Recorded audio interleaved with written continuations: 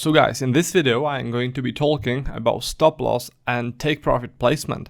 Now you can do this two ways.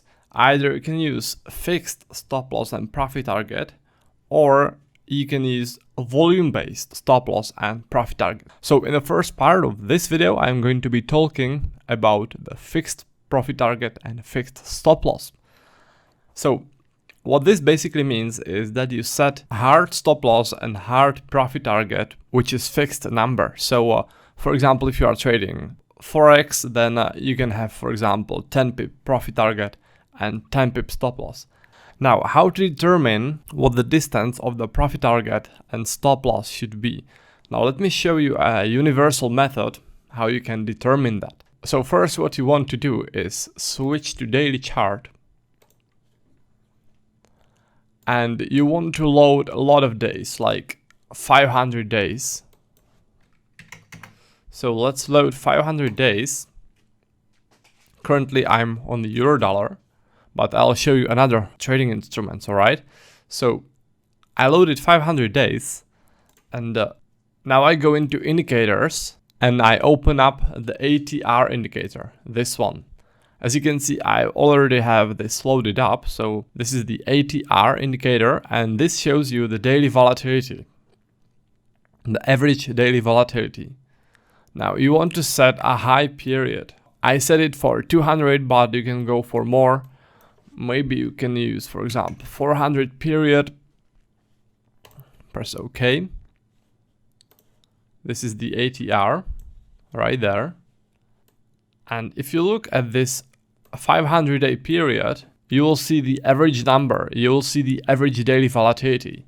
As you can see in here, it goes a little bit downwards from around 80 pips to 70 pips.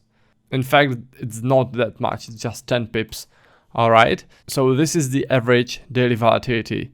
If this number on the right side shows 0.0082, somewhere in here, then it means daily volatility is 82 pips.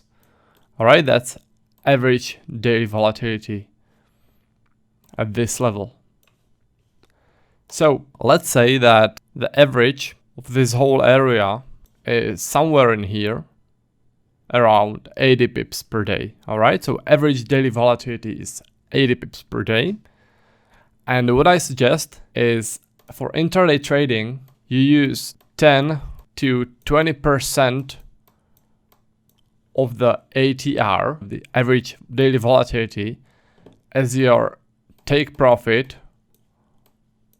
and stop loss. So in here, the average daily volatility on the euro is 80 pips, and 10% of that is 8 pips. So you want to be trading with 8 pip take profit and 8 pip stop loss. If we want to use the 20%, 16 pip. All right, so this should be the range for your fixed take profit and stop loss. All right, that's the ideal range for that. Let me show you the same thing on some other trade instrument. Let's go, for example, to US dollar Japanese yen. Again, I loaded 500 days. As you can see in here, the volatility has increased drastically. What you can do to soften up this ATR a bit is to use longer period. So we go to indicators and we can use higher period, for example 800, and we load more days. So let's load 1000 days.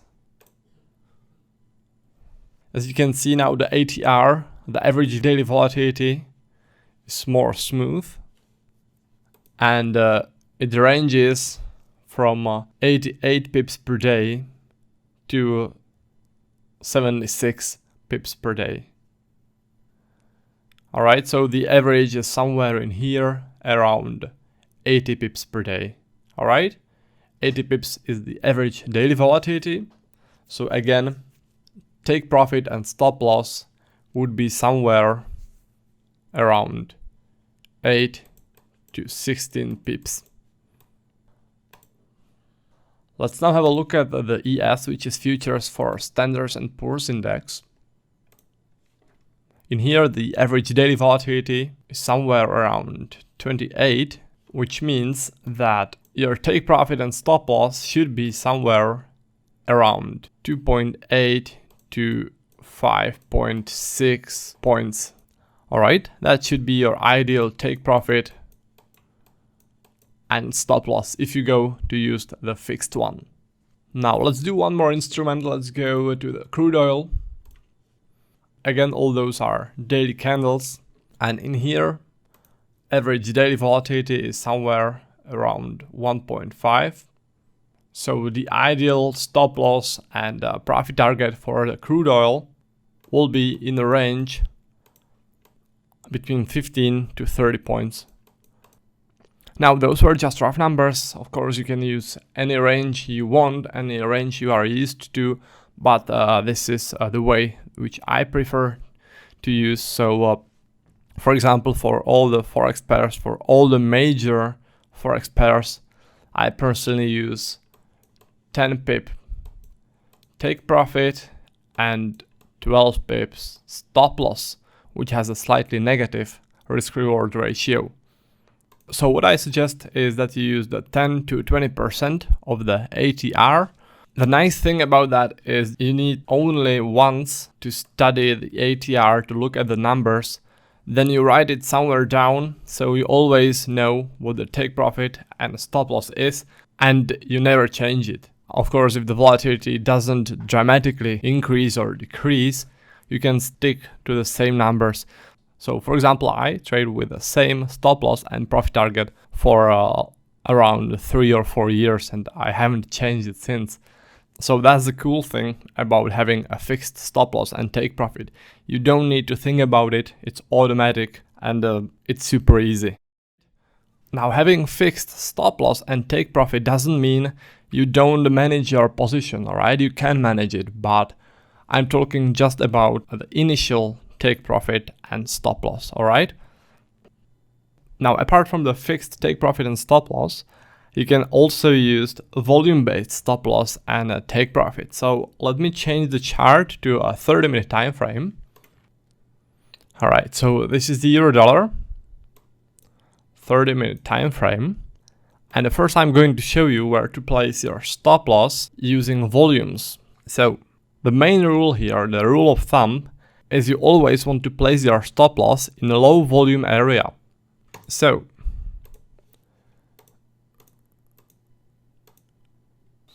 imagine, for example, here that you went long from this volume cluster, you went long from there, and your stop loss for this trade should be in the low volume area.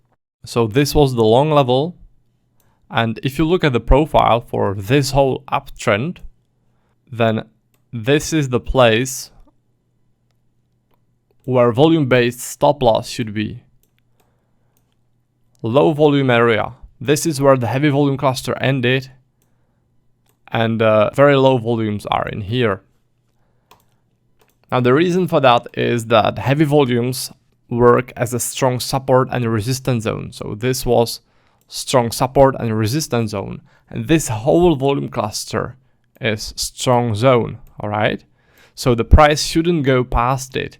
If it does, if the price enters in a low volume zone, then this area, this strong support, did not really work, and you don't really want to be in that position anymore. That's why you quit at the low volume area. So let me show you some more examples. Let's have a look, for example, in this trend. Let's use the profile like this. So if you use the trend setup and have a long entry level in here, then your stop loss would be below this volume cluster. So it could be either in here or in here. Alright, at the place where the volumes are low.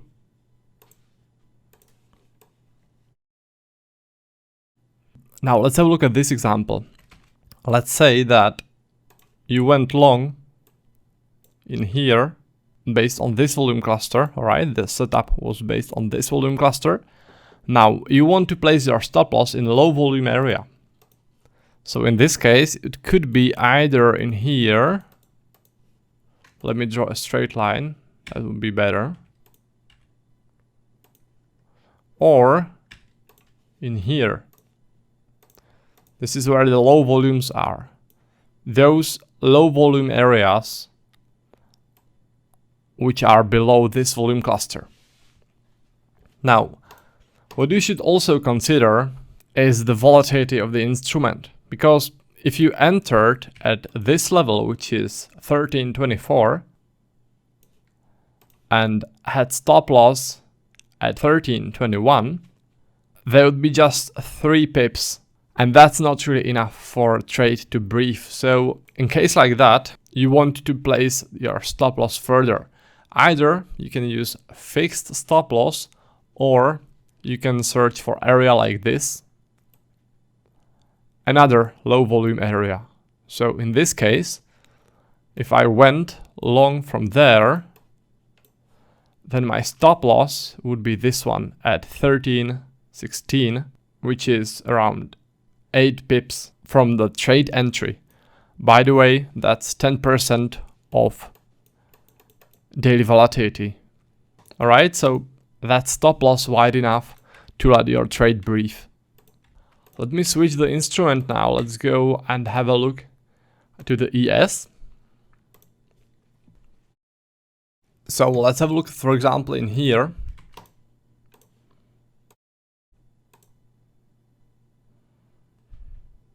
Let's say that you used this area to go long. Volume accumulation setup in here. So you go long from there. And the ideal stop loss for this trade, based on the low volumes, would be, in my opinion, in here.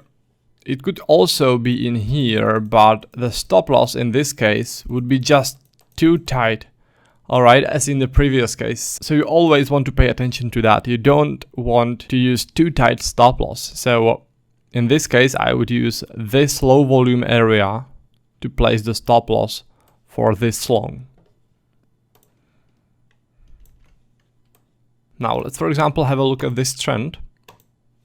There are nice levels to go long from in here, and in here. Those are nice volume clusters to go long from. That's the trend setup, alright? This is one volume cluster, another one, another one. So those would be levels to go long from.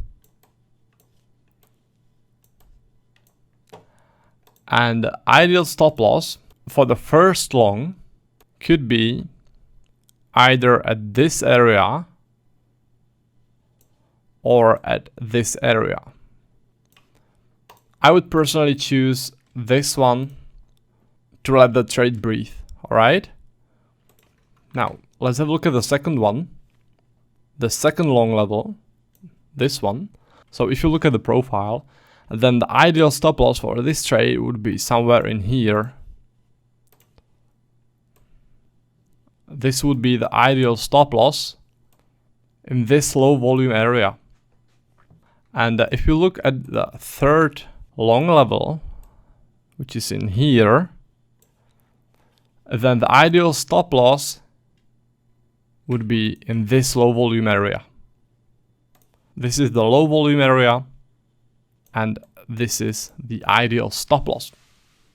So what you can also do is to use this approach as a trailing stop loss. So let's say that you are in a long position from this area. You are in a long and you are trailing your position. So you are moving your stop loss, alright? As the price goes upwards, you always want to move your stop loss below the volume cluster. So first, secure your position in here. Then the price moves higher, you secure your position below this volume cluster. So you move your stop loss in here. The price goes higher again, you place your stop loss below this volume cluster. Again, the price goes higher. You can move it below this volume cluster, then below this one, in here,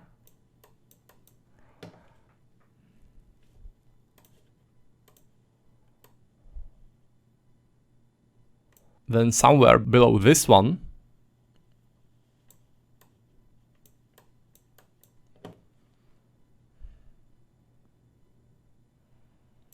and then, as the price advances further, I would secure my position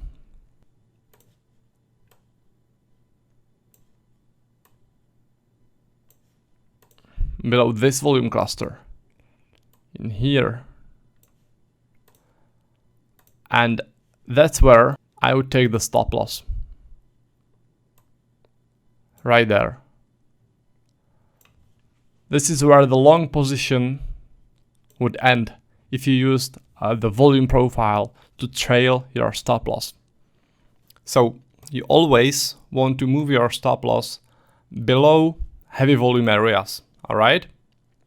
No matter if you are trading your position or if you are just using volume profile to place your hard stop loss. Alright, so remember, the rule of thumb here is stop loss goes into a low volume area. That's the main idea behind this approach. Alright, this is important. Now let's talk a bit about volume-based take profit. The main rule here is that take profit goes into a heavy volume area. Alright, this is important. And it's basically the opposite to the stop loss, because stop loss goes into a low volume area and take profit goes into heavy volume area. Reason for that is that heavy volume areas are strong support and resistance zones. And when the price gets into heavy volume area, there is a risk that the price will reverse. Alright, and you don't want to risk that, so you quit your position. So let me show you some examples of that, alright? So for example, in here, let's imagine that you went short from there and you are searching for ideal place to take profit. So what you do is you use the flexible profile like this, and heaviest volumes in this pullback area are in here and in here. So what you can do is you can quit your selling position in here or a little bit above this level, or above this level. Alright, so those are two possible take profits. What you can also do is you can split your position. You can, for example, take first half of the position in here. You can exit it in here. So this is take profit number 1. And in here, second half of the position, take profit number 2.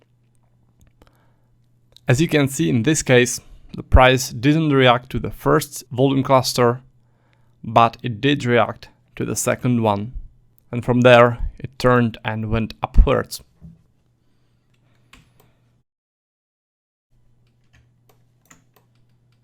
Now, for example, in here, let's say that you are short from there and you are looking for a place to quit your position. So you use the profile over the pullback period, and you see that heaviest volumes in this area were right there. So this is where you quit your position. The reason is this area could work as a strong support. So it is pretty risky to go past it, to try and trail your position past it. So that's the reason you want to take your profit at this level. Alright, so you went short from there, and in here you take your profit at the heavy volume area or a little bit above it, so you can actually close the position somewhere in here.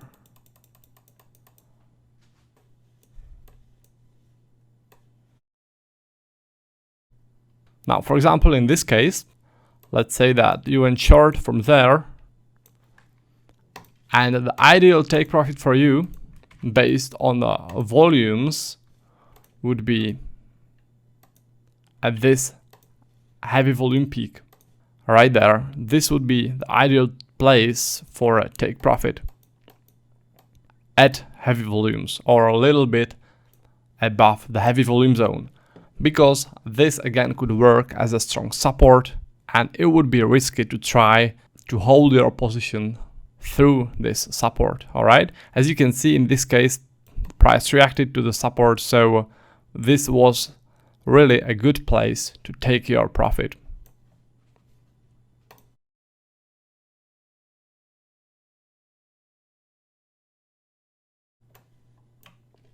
Now let's say that, for example, in here you went long and you are searching for a place to take your profit. So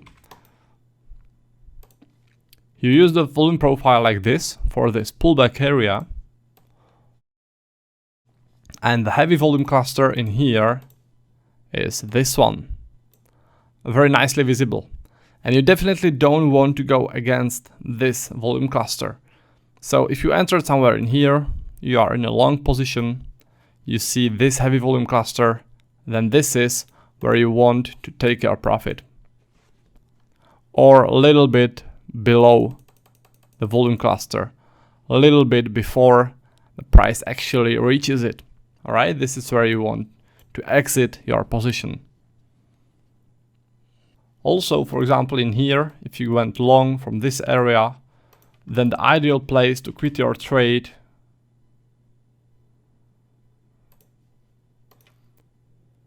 would be in here. All right, based on this volume cluster, heavy volumes in here.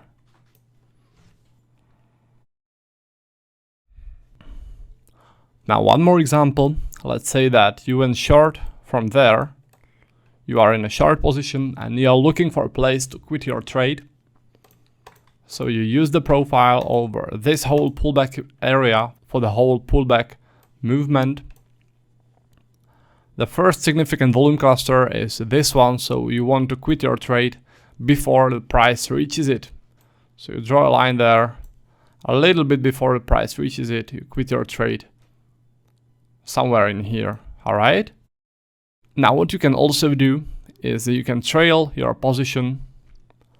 For example, take profit in here,